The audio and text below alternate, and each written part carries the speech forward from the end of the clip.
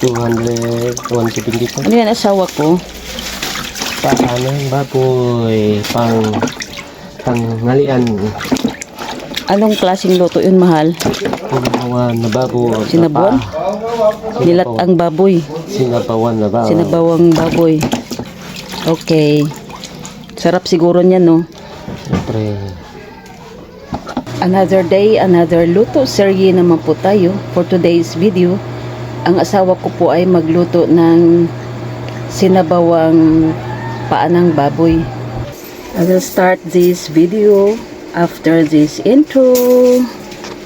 Ayan na yung karne, guys. Nilagyan na ng asawa ko ng sibuyas, sili espada, tsaka pamientang liso. Lapit na siyang kumulo.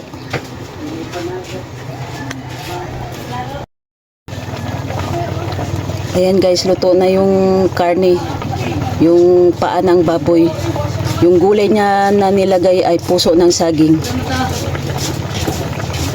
See you later, guys. Kakain kami. Dasal muna tayo. Salamat po, Lord, sa grasya na tanggap namin sa araw-araw. Amen.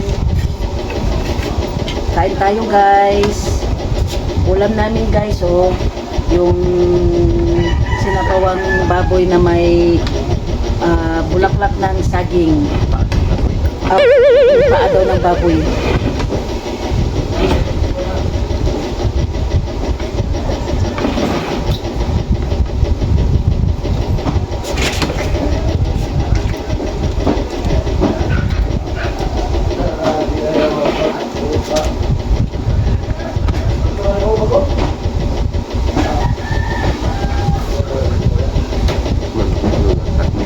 Tapos na kung kumain itong bulaklak ng saging na pinalo sa saging ng paano ba?